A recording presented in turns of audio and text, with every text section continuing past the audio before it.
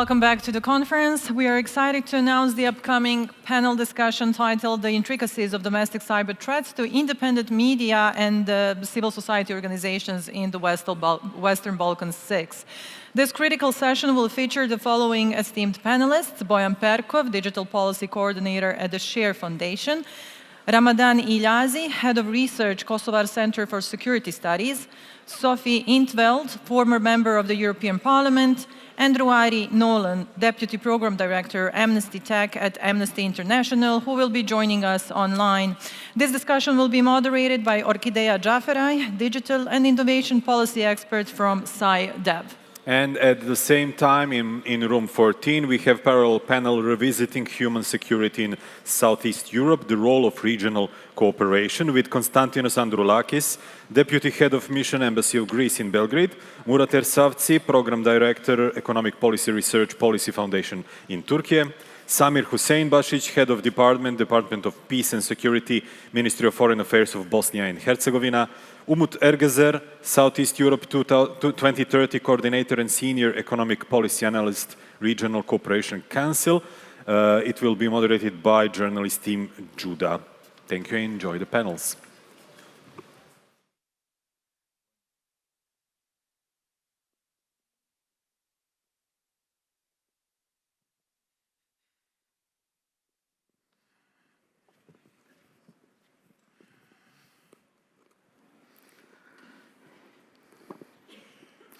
Good afternoon, everyone.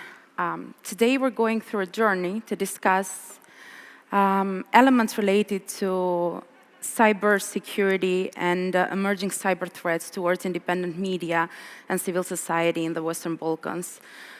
The region is plagued by diminishing levels of democracy, diminishing levels of human rights, and at the same time increasing violations on such human rights and independent media and civil society organizations. We see an increasing use of spyware, of information manipulation, of DDoS attacks and other cyber attacks on media and civil society. And to discuss this, we'll start with looking into past and present, some reflections on the cyber ecosystem in the Western Balkans. I would start with Bojan. SHARE Foundation stands at the forefront of supporting CSOs and independent media when subject to cyber attacks in Serbia, but also the wider Western Balkans region. Based on your experience, would you provide an overview of main attacks targeting media and CSOs in the region? The attacks are different in their range and in their type, let's put it like that, and I'll just give a couple of examples which are publicly known that I've come across while I prepare for this panel. So I'll start with Serbia, as I know the situation here the best. So when it comes to Serbia, we recently had DDoS attacks. So these are basically flooding attacks that keeps regular visitors from accessing the website by some malicious actors who do the actual flooding of the website with traffic, with requests and so on. So basically a normal user cannot access the website. So we had these attacks much more, maybe, let's say, 2015 and 2016, and they were kind of sporadic, but now we had this situation with two media outlets who are known for their independence and their professional work, such as 021 from Novi Sad, from Vojvodina, and also SoInfo, which is also a small media outlet from Vojvodina, but they're basically the only media outlet from their city, from Sombor, that reports critically on matters of public interest. We also had a very interesting attack that I didn't know about in Kosovo, which happened in July this year. S-Bunker media outlet was attacked. It was some kind of sophisticated attack, according to their press release that I could find, because their content was deleted from their database. I think it was the past couple of months or so. So it was really interesting to see such attacks. And also in Albania, I remember one case. I will not name the organization, but the organization had an issue with their website. They had some sort of malware injection, I think. And what it caused is that this domain of theirs, of their website, became basically blacklisted. So if you would like to post a link on their a link to their website on Facebook or any other social media, but I know for the Facebook that it was the issue, it just wouldn't let you do it because it was flagged as some kind of malicious content. And I think in the end they had to change the domain name and do some redirections of all the articles, which is really a lot of work, I presume, that they have to do in terms of their infrastructure. And also, I would just also like to point out to the last year. So late last year, we had cases of CSO representatives from Serbia, which were targeted by advanced mobile spyware. So their devices were targeted, and the Share Foundation, together with the partner organizations Amnesty, Access Now, and Citizen Lab, determined that these attacks were actually genuine, and that it's something to be very worried about, because earlier we didn't have these sort of attacks by using advanced spyware such as Pegasus, Predator, even though in countries around us, from some previous cases, we could see that Predator was used in Greece. Hungary extensively uses Pegasus. Poland also had a huge spyware scandal. So the scope of these attacks was kind of getting closer and closer, and we believed that this was a very important turning point in Serbia when it comes to the abuse of spyware and surveillance technology. So it's, as I said, a very diverse, let's say, landscape of threats and of actors that are being targeted, but I will just give more time for other speakers. We can get back to that later. Ruairi, how do these trends in Western Balkans stand vis-à-vis the main type of attacks you witness in your work? And what are the main trends of cyber attacks towards CSOs and media in such feeble democracies such as the Western Balkans ones?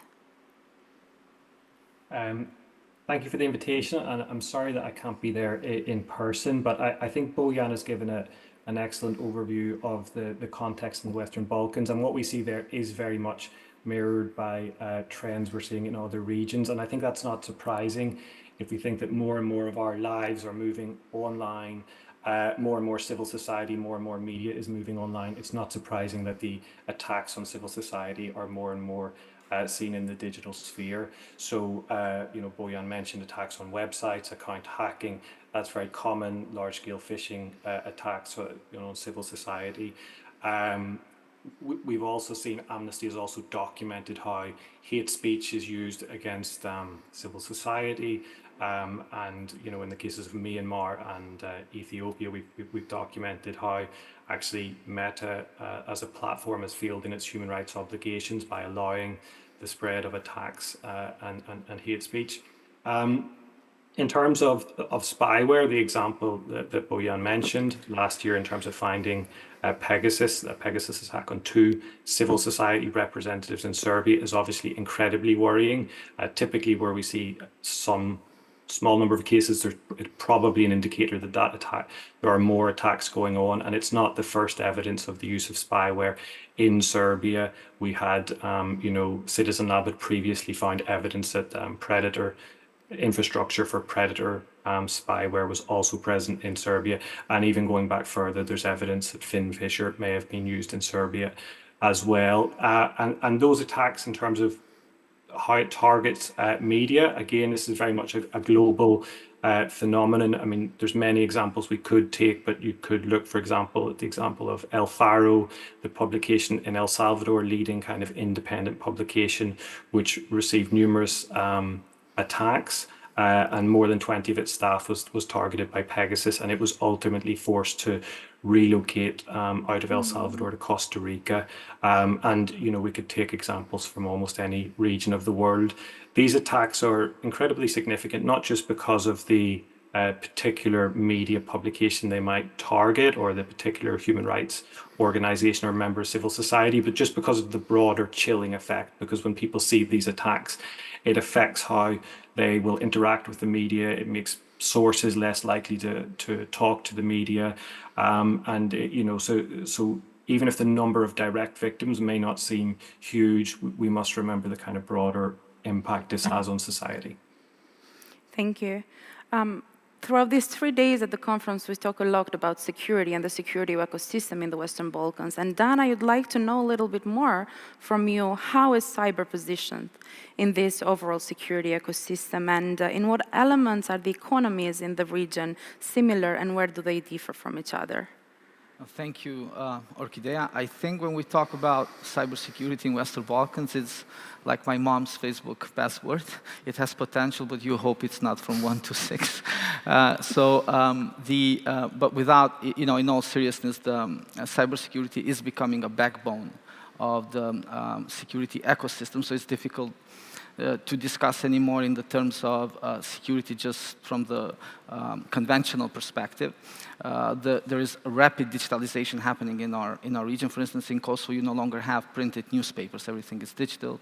In Albania or everywhere else in the region, there is growing progress in digitalization of public services. So also the contact of the citizen with the government through the conventional, in a way, channels is moving away.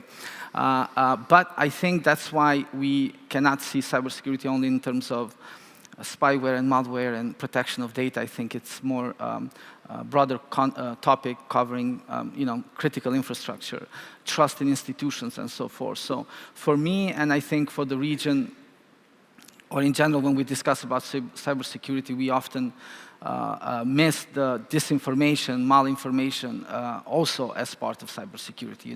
There is the perception that cybersecurity has to do only with some people in computers, which is obviously a crucial component, but I think there is broader context that sometimes we miss. And when we see, for instance, on disinformation, our region is very vulnerable to these kind of attacks because we still have heightened interethnic tensions, unresolved or bilateral disputes, which are utilized by actors like Russia, especially, but even Iran, we see in amplifying these divisions in our societies. For instance, Sputnik Serbia and RT Balkans are particularly active in disseminating disinformation or malinformation that grow distrust among our citizens in European integration process, in a value-based society, and so forth. There is the, from 2020, Berlin Declaration on value-based digitalization, and when you look at where our region stands vis-a-vis these kind of principles, it's quite concerning. Last year, with the Kosovar Center for Security Studies, we were leading the consultations in the thematic working group on geopolitics and security in the framework of the Civil Society Forum of the Berlin Process Summit that was held in Tirana. And for instance, cybersecurity emerged as a key issue, and we identified some areas where we can make further progress in the region. And cybersecurity is no-brainer in terms of the need for greater cooperation and integration in the region. Already, everyone in the Western Balkans has signed the memorandum in 2020 on interoperability on cybersecurity, agreeing already to share data and cooperate on this.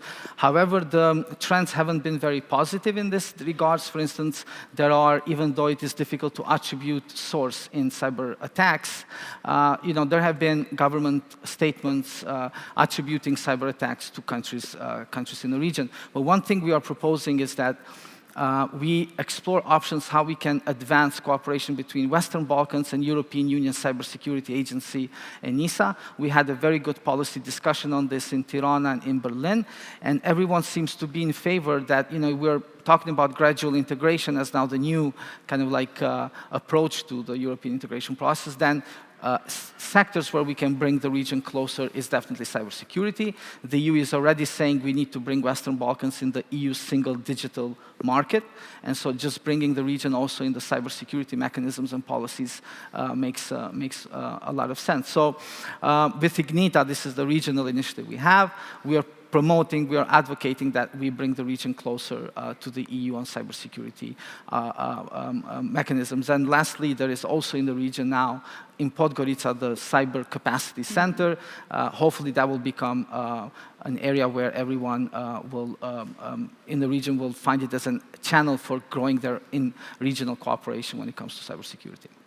Thank you, Dan. And thank you for mentioning elements of trust, how important it is, trust in institutions. And Ruairi also mentioned trust in media and how cyber attacks and cyber threats actually threaten this trust.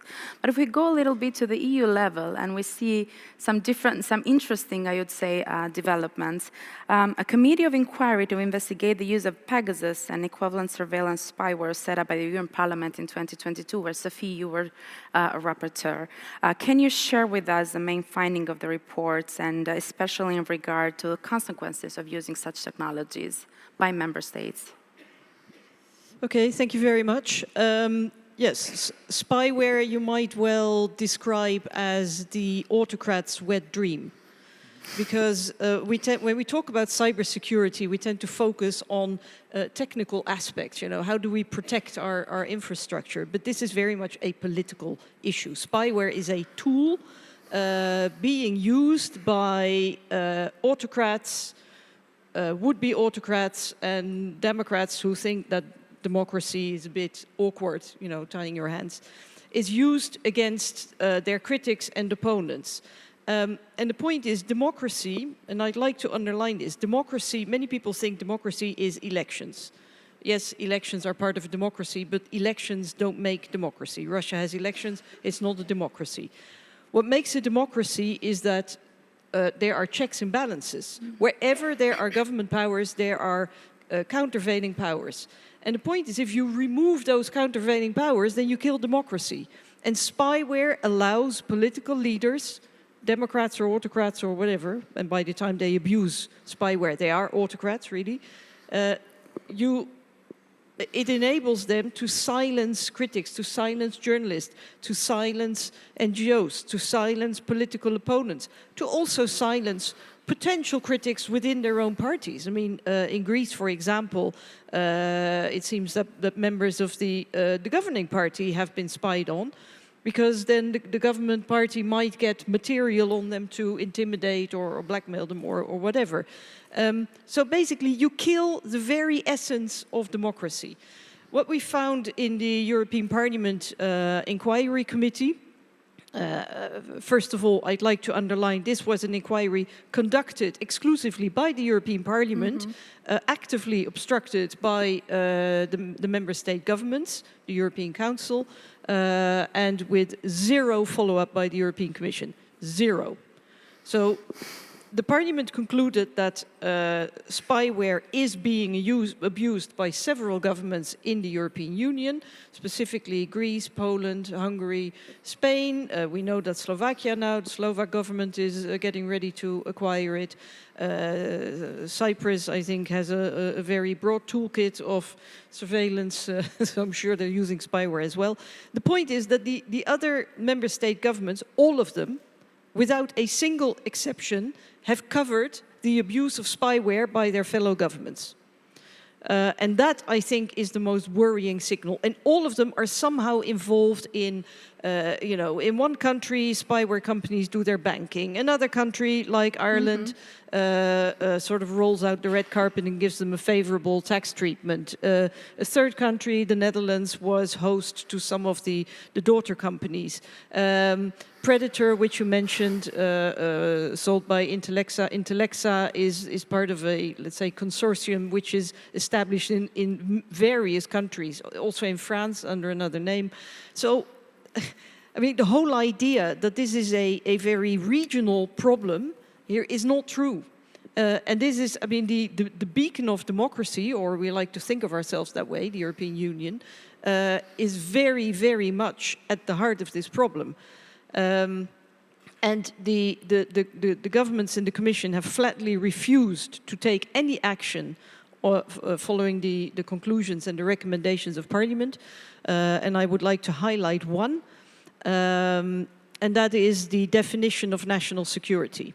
because we made lots of recommendations about, rights for the victims and all sorts of procedural safeguards. But one thing is very important. National security is a bit like the universal wipe that you use in the kitchen for anything, all kinds of dirt. It will solve any problem. Whenever you want to abuse spyware against somebody you don't like, you just invoke national security.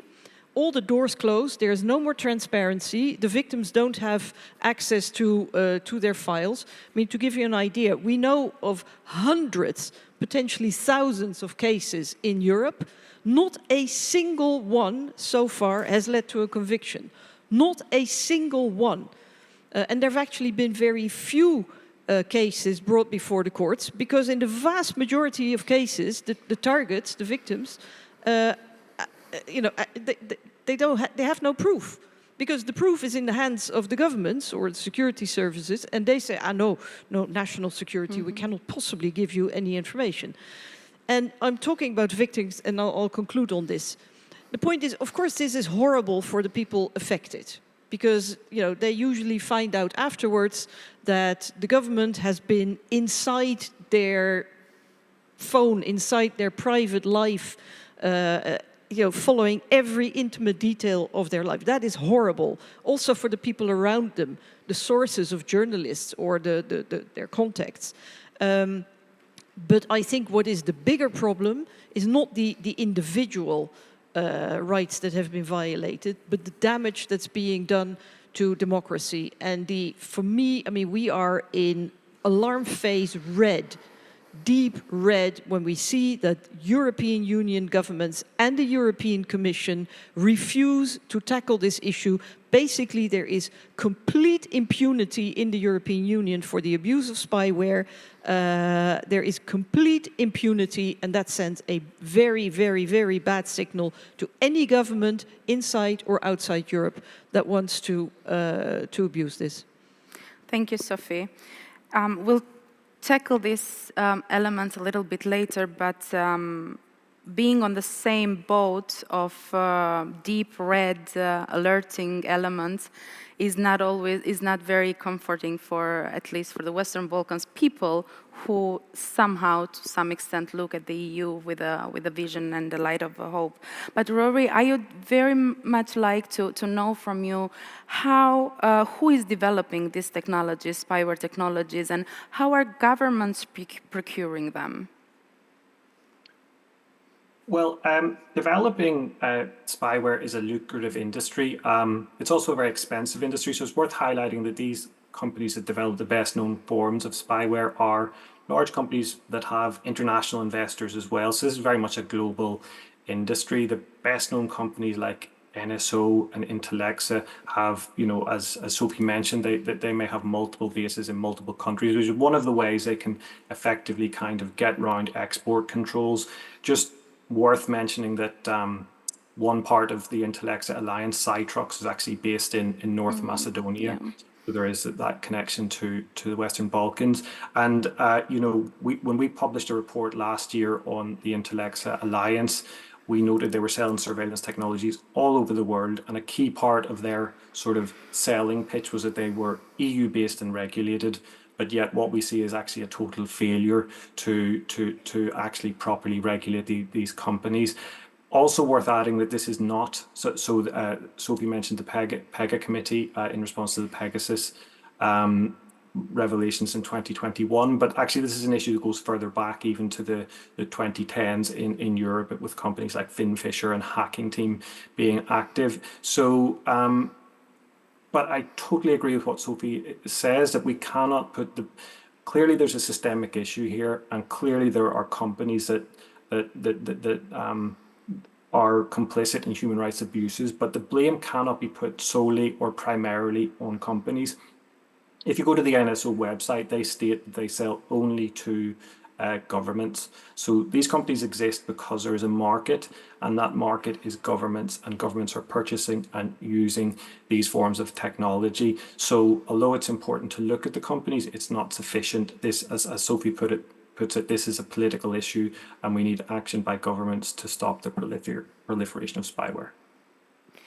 Thank you, Ruairi.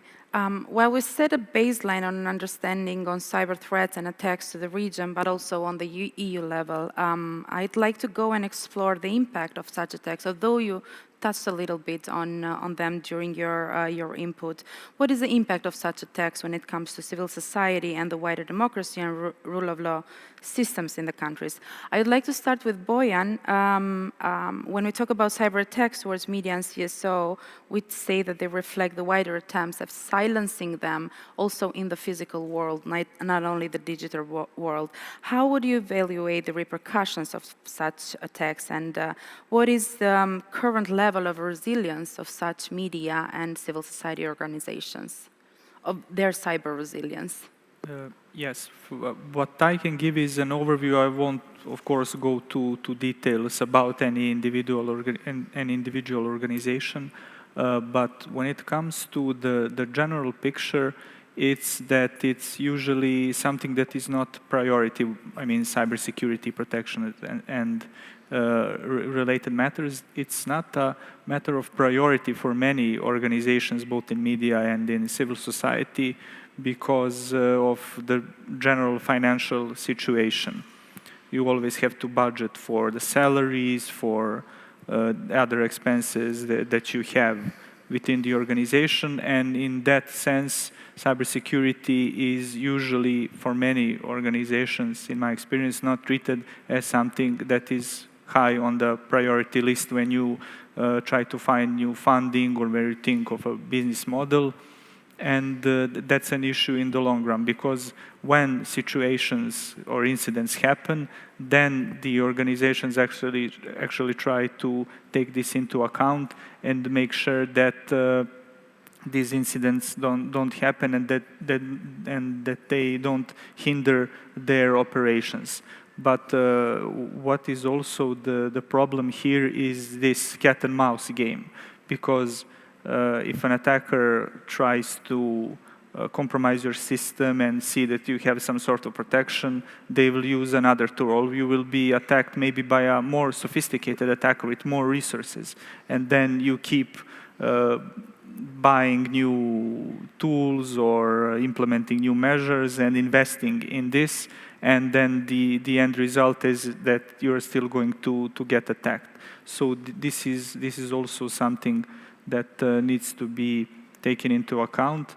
While on the other hand, at least I'm now talking about what is some sort of general knowledge in these circles, is that investigative journalists and media, especially those which cooperate with some international consortia or within some groups such as the OCCRP, the Organized Crime and Corruption Reporting Project, that they have some sort of standards that they need to abide by, and that's when they are basically included into this, how do you say, structures of how things work, what are the security protocols, how do you protect sources, how do you protect devices, your infrastructure, your network.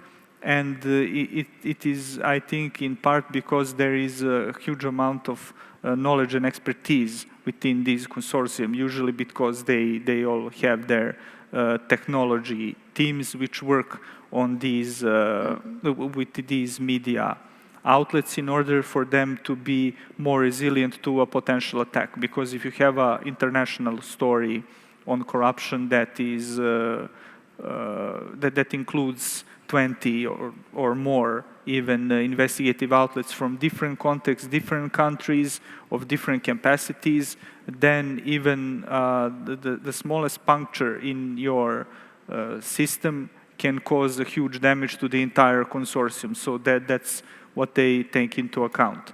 So I think this is something that needs to be replicated across the sector of civil society and media, of course, and organizations such as Share Foundation and our partners. We try to provide pro bono training, advice, assistance in cases of incidents, in order at least to help them develop an idea that even though they may not have funding at this point for or time to invest in staff training or to develop some sort of policies, that they have someone to count on, and that it's probably best for them to be on the preventive side rather on the reactive side, because if someone breaches your system, steals or all your data, or encrypts them, or however compromises them in any other way, then it's much more difficult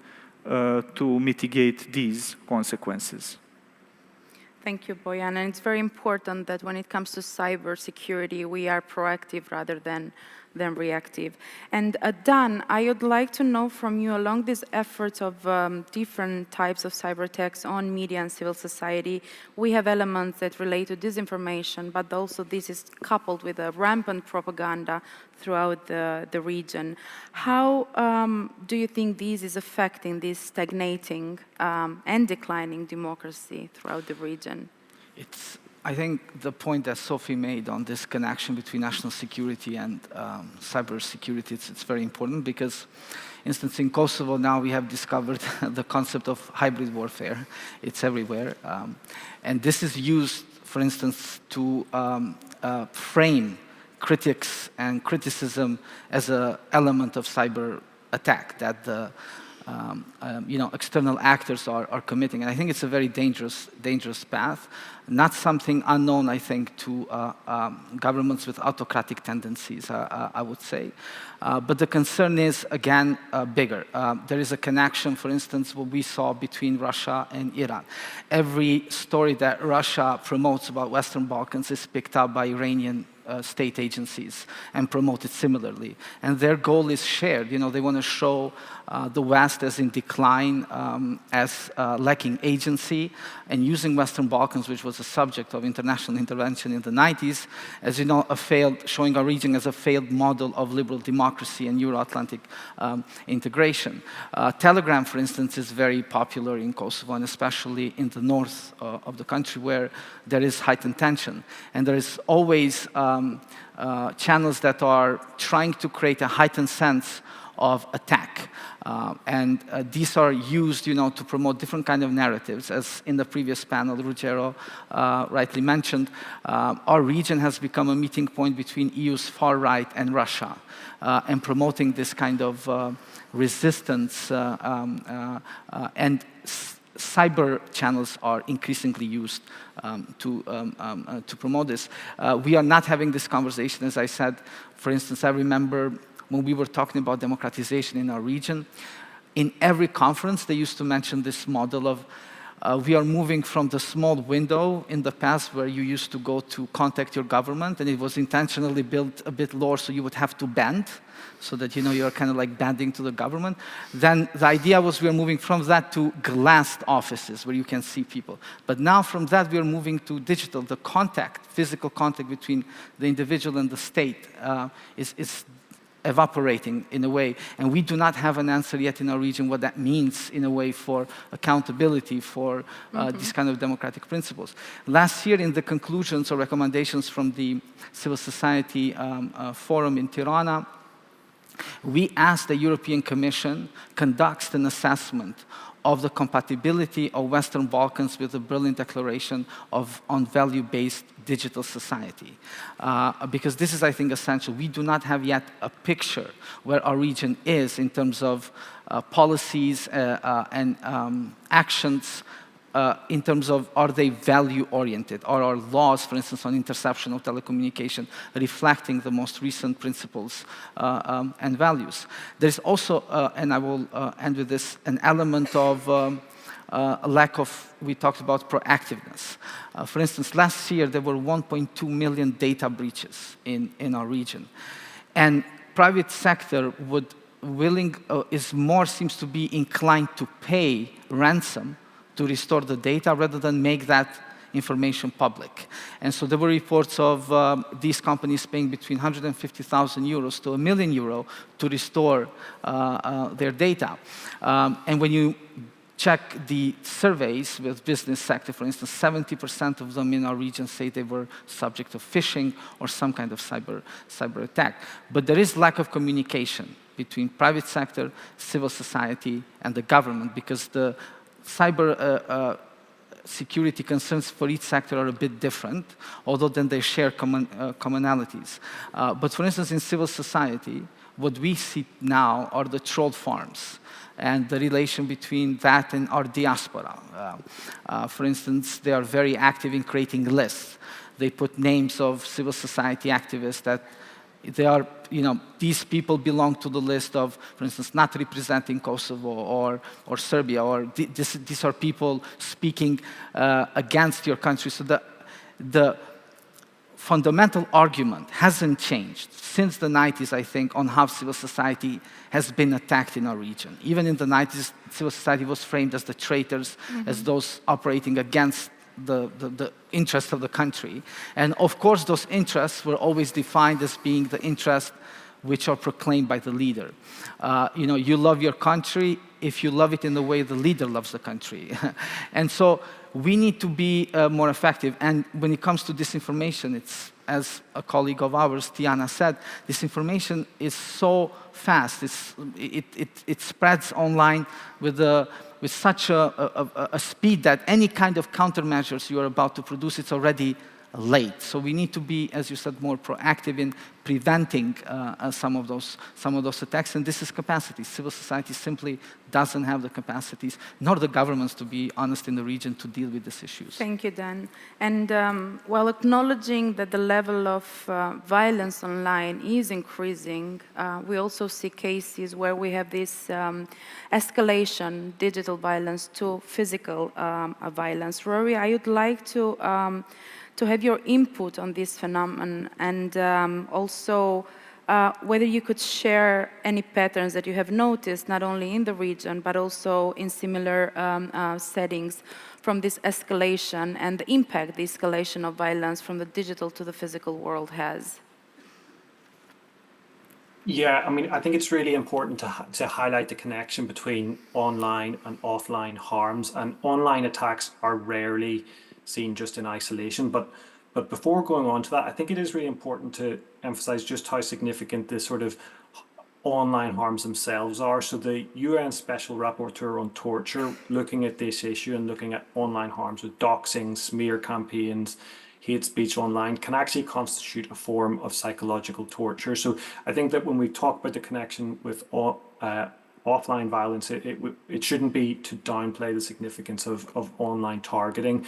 But I mean, to give an example of the kind of connection you mentioned, earlier this year we released a report that looked at different forms of what we classed as tech-facilitated gender-based violence in Thailand. So we were looking at individuals in Thailand who've been targeted with Pegasus, so with surveillance, but also with doxing campaigns, with smear campaigns.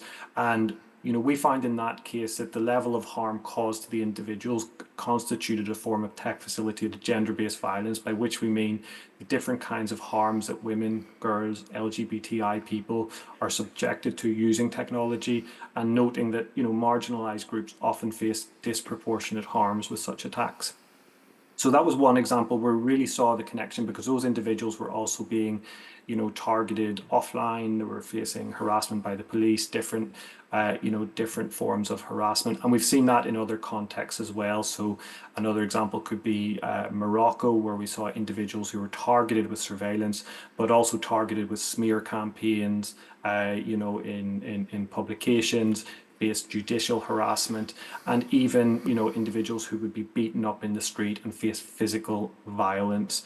We've just also released a report in Uganda which looks at how LGBTI activists have been targeted with smear campaigns. So if you look globally, you very much see that where people are being targeted with these kind of online attacks, it is quite likely that there are offline attacks as well. And when you take them together, it really contributes to this kind of chilling effect, which forces people out of activism and out of journalism. And that's why it is such a worrying trend. Thank you. Thank you for that. And we have these increasing attacks, both digitally and in the physical world. We see civil society and independent media. While we talk here in defense of humanity, we're talking about the human rights defenders throughout the region. Sophie, one of the a line in the report that you were worked on said, carefully orchestrated destruction of checks and balances, talking about Poland, shows the evident defiance of courts by the ruling party. It's a sentence that can be very well transposed throughout the region. And I would like from you a comment, if you can comment on the seriousness and the power of EU and member countries in effecting change in the region when they cannot and are, as you stated, willingly not doing anything when it comes to their own member states employing such technology. Well, it's not just about employing technology. I mean, listening to you and to what Rory said about all the rubbish online, all the garbage. The point is that you mentioned Telegram, for example, influence from orchestrated from Russia, but you know, we have government leaders and political leaders in the European Union who are the mouthpiece of the Kremlin, but they sit in the European Council, they actually get to chair or to preside at the European Union for 6 months. They get, I was about to curse, an invitation from the European Parliament to Viktor Orban for a debate. Why? Why? Why is it that for 14 years the European government leaders refuse to use the tool that they have in order to suspend his voting rights? So you can have all the democracy shields in the world that you like and all the, fighting this online trash. But the point is that if you have leaders who get a podium, who get a megaphone, who get visibility, and you allow them to spread this narrative, if you have outside the European Union, soon the most powerful man in the world, who is a sexual predator, who has been convicted in 34 cases, who is, who's not just a friend of Putin, but also attacking LGBTI people. He's going after free media, he's going after judges, he's going after academics. If you look at his cabinet of horrors, which is going to be his government, these people are the most powerful people in the world. What message are they sending? And you can fight, gender attacks on women online. We can fight that all we like. But if we have somebody in the White House telling you it's okay to rape women, it's okay to, to gag journalists, then what's the point? So we have to put our money where our mouth is, also in the European Union. And I expect the European Commission to not just pay lip service to the rule of law, but to actually start enforcing the laws that we have. Because apart from the new legislation that we as a European Parliament called for last year, or this year actually, in the case of spyware, there is legislation. When you're talking about, or Rory was talking about the trade, illicit trade in spyware, it's happening from Europe. But you know what? We actually have trade regulations. We have dual-use rules banning the exports of spyware. But it's happening from Europe. You know what the European Commissioner says, Mr. Dombrovskis? Oh, I have no tools to enforce the European law. Then I wonder, why do we need commissioners in the first place? Go home, He should do his job, that's what he's paid for. These things are a big threat to our democracy. Why are we so complacent? Why do we always act as if it's some, dark foreign external force? Yes, there are dark foreign external forces, but they're also here. And I think it is time that we all stand up and speak out for democracy and be coherent and follow up on our statements. Thank you, Sophie. Well, indeed, we see how EU representatives in the region are acting on a legitimization basis for our leaders, and this in turn delegitimizes the whole amazing work that independent media and civil society is doing.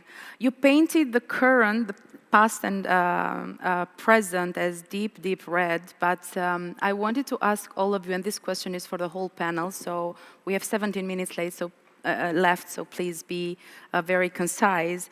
Under what light can we see the future? And what are the main challenges that we should be on the lookout for, but also what are the upcoming opportunities that we can encounter? The floor is for any one of you. The floor is digital, maybe, from Rory. Yeah, Rory, if you want to take it.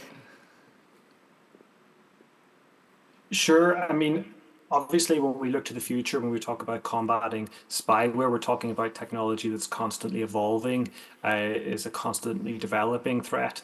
There are reasons to fear how it could become more and more sophisticated, harder to detect, maybe ways in which AI could enhance its capacity and ability to target civil society. So I think there are reasons to be worried, but that only increases the urgency to act now. And that means taking steps now to rein in spyware. As Sophie mentioned, the EU, if we focus on the EU, has the tools in its armory right now, and we need to demand action right now.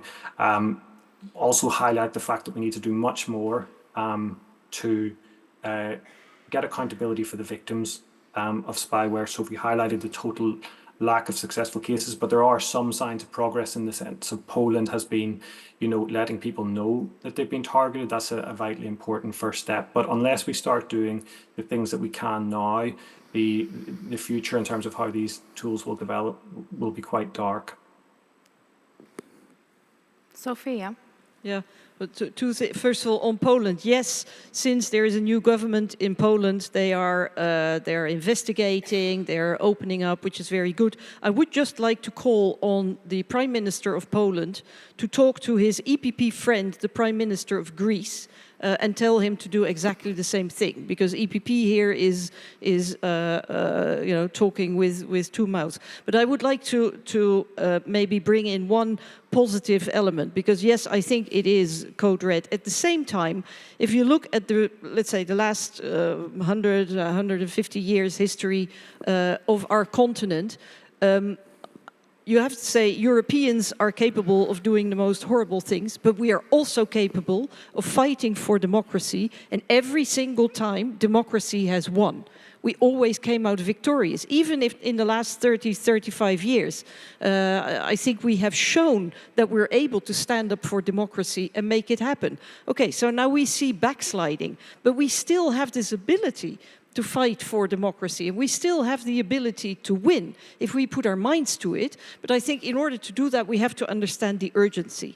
And sometimes, you only understand the urgency when it's too late, or when it's very late. It's like the proverbial frog we were talking about earlier, in water that's slowly being brought to the boiling point, and the frog doesn't jump out because he doesn't understand or doesn't sense the difference. But I think we should all wake up, because in the end, the European Union, with all its defaults and all its weaknesses and all its errors, is still an amazing achievement, one worth fighting for, one worth expanding, together with our friends in the Western Balkans, or Moldova, or Belarus, or Ukraine, as we have heard. We're all Europeans. Because I think what we have created in the European Union is incredibly, incredibly precious. So let's please together fight for it and bring back democracy and the rule of law. Dan? I think the conversation, our panel, is clearly hinting that there's twofold, in a sense, challenges to security in our region when it comes to cyber. First is this internal, as Sophie rightly is mentioning, that we have also within our region actors or enablers of these kind of narratives that seek to undermine trust in democratic values and democratic institutions, but also external. And before someone rightly from the audience says, but you forgot to mention China, I think this is important to also note when it comes to the external actors, that China is also a concern when it comes to cybersecurity. And it is concerned on two aspects. First of all, the level of access China is having in the critical infrastructure in the region. For instance, Huawei signed a cooperation agreement with a state data center in Serbia, and this is a concern. In Bosnia, Montenegro, and across the region, Huawei also has these educational programs, helping create, in a way, the next generation that could see cyber in a different set of values than what we are seeing here or what we are discussing here. So again, I think the criteria for our discussion is that the concern is not just creating the kind of resiliency towards on cybersecurity, but also these value-based principles and policies we are designing. And the concern is the kind of level and access we are offering different actors in a region. But when it comes to China, again, not everyone in EU agrees to see China through a malign, in a way, as a malign actor. And this is then also a concern.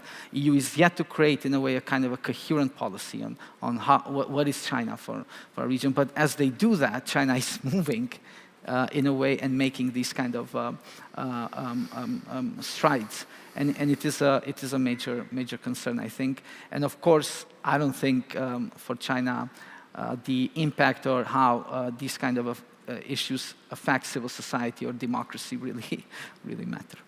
Thank you, Danny.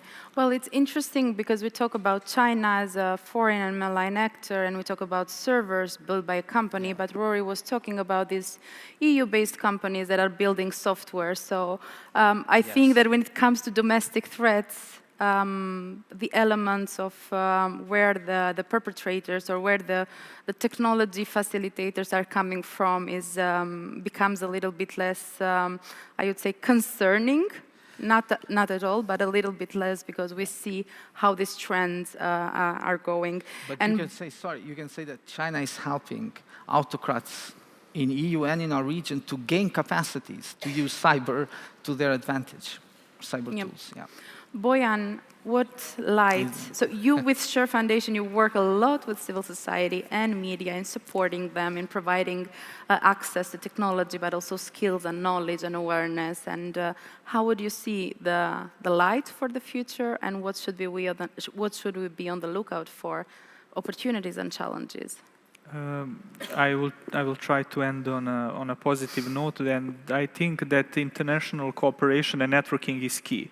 Because with all the political and geopolitical differences in interests, pretty much civil society and media, most of them that are standing up for some democratic values, for human rights, can and should work together, because these challenges aren't going away, and they are kind of hitting us from a similar perspective. And even though some media outlets in Western Europe aren't that much affected by attacks from the government or from some other foreign actors and foreign interference, it doesn't mean that they won't be. And I think we can work together to help each other and to gain as much as we can from each other's experiences, and of course access to things such as contacts and some kind of pressure, even when it comes to our governments, that can come also from the EU level, but also from the individual countries. Thank you. And regional collaboration, as you properly mentioned, is very, very important in this transferring of skills. Exactly. We have 9 minutes left, so I would like to open the floor to the audience. Should you have any questions, feel free to raise your hands. In case you don't have any questions, I do have some further questions for our panel. Okay, if you, by the end of these 9 minutes, do have something you want to ask, feel free to do so. Dan, I'm very curious, actually, what is the impact of domestic threats to civil society and media on reconciliation processes in the region? This is something we didn't touch upon. We are actually, as organization, we are currently doing this study on how disinformation affects interethnic relations in Kosovo. We know they're a subject. Recent survey by another think tank in Kosovo showed that disinformation targeting interethnic relation is one of the main concerns, and it is a preferred, in a way, target for disinformation or malinformation efforts. But they are not only targeting, in a way, divisions, to amplify such divisions, to expand those divisions. Disinformation and malinformation campaigns are also focusing on preventing any kind of efforts that would promote reconciliation and so forth. Because we see, when you look at Russia's narratives about our region, What Russia doesn't want is, for instance, normalization of relation between Kosovo and Serbia. This is they invest. The first time they ever criticized Vučić publicly was when Vučić signed the Washington Agreement in US with Prime Minister Hoti of Kosovo at the time.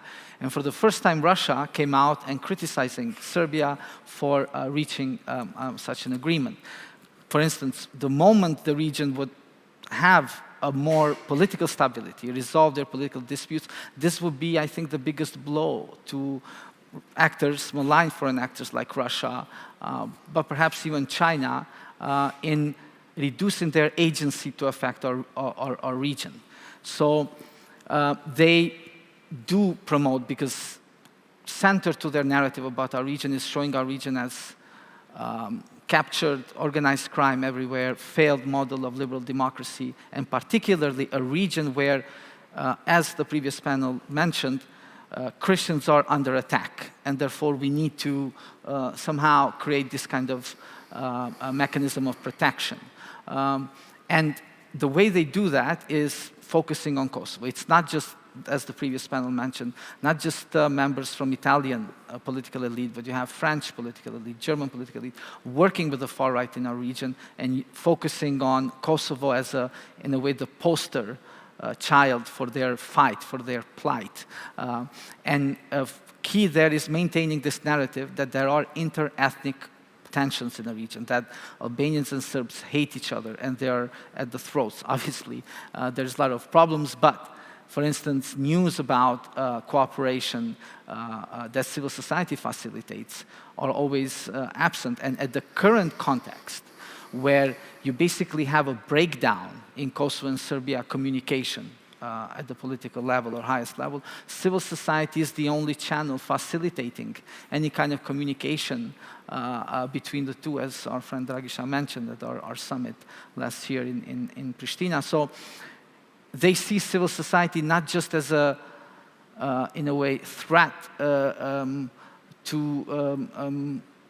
or maybe I should say they see civil society as a major threat to their plans about how they want to promote the region to both their internal audiences but also externally. So sometimes we are, as we say in Albania, we are sending water in the wrong well because when these farm trolls in our region are helping demonize or promoting this digital violence against civil society that are working on reconciliation and normalization of relations, what they're doing indirectly is helping these kind of narratives that Russia, I think, tries to promote by our region.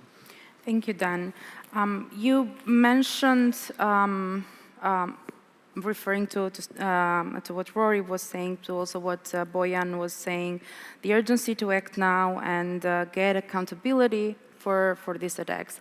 I'm curious as to if you have thought of or can think of in the last 4 minutes that we have of actual mechanisms to have a sort of impact on national governments, but also on the EU level, looking at it from the Western Balkans, but also EU-based civil society and media organizations. Any tips and tricks that many of us can take home and build on to counter such increasing and looming attacks on civil society and independent media? Rory, I'd like to start with you. Well, it was great to hear from Bojan what Share Foundation is doing to offer training to civil society, and obviously very much encourage people to take that seriously and take those opportunities.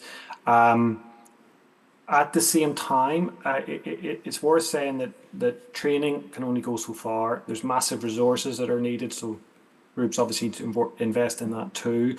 But it's hard to achieve the kind of behavioural change, and it's also, I would also add that when we talk about things like Pegasus, one of the reasons why Pegasus is so dangerous is that it operates in a way that kind of can get past any level of defense. So no matter how aware someone is of these threats, it's because it's a sort of zero-click attack.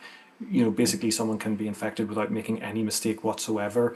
So personal security, for groups to take the security seriously is important, but it'll only get us so far. And that's why I think civil society, what needs to do is speak out on this issue, speak out about cyber, the threats that they're facing, work for accountability for victims, and above all, demand that our governments take action and comply with their, obligations under international human rights law. Thank you.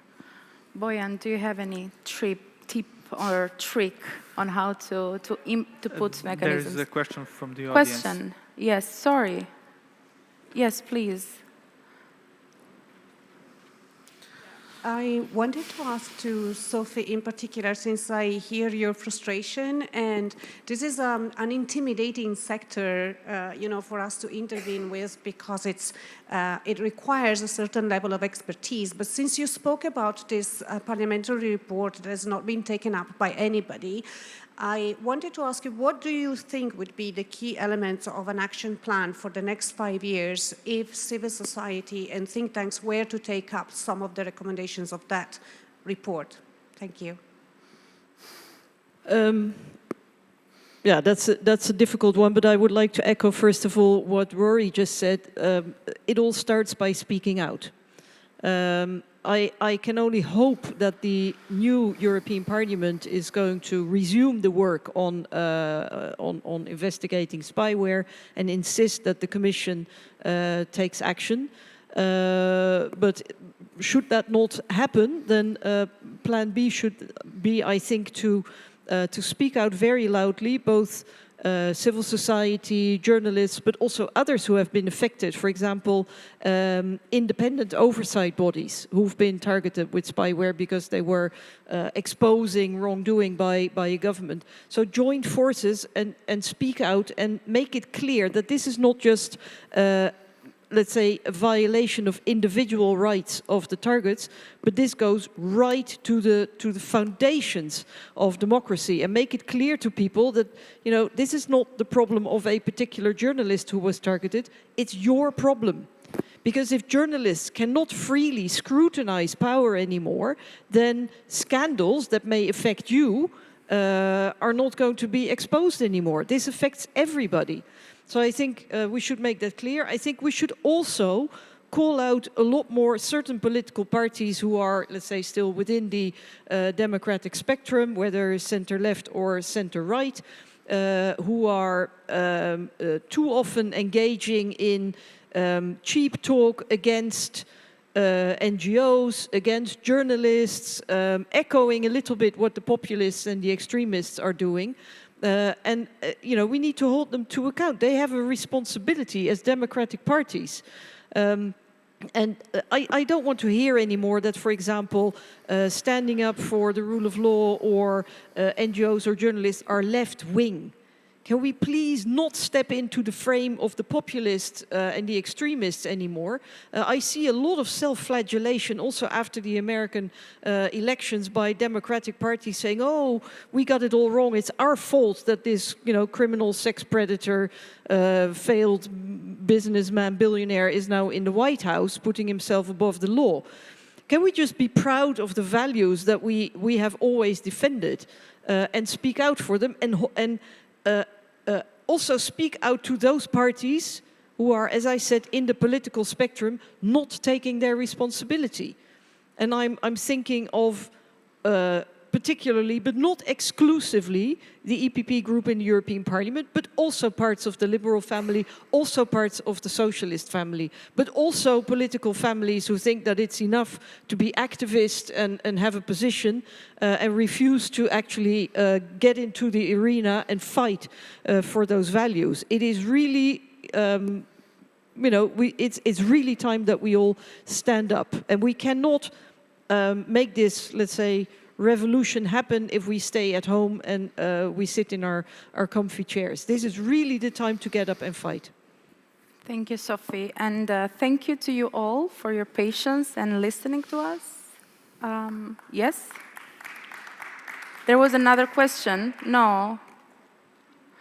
I would just want to make a small point that when it comes to cyber threats and cybersecurity, it's a matter also of awareness, but also, as the lady mentioned, knowledge. And there's a lot of need for collaboration between tech-based organizations and those who work in relation to democracy and rule of law to exchange with each other. Thank you, Ruairi, for joining us, and also to Bojan, Sophie, and Dan, and also to the Belgrade Security Conference for providing a stage to raise awareness on domestic cyber threats to media and civil society. Thank you. Thank you.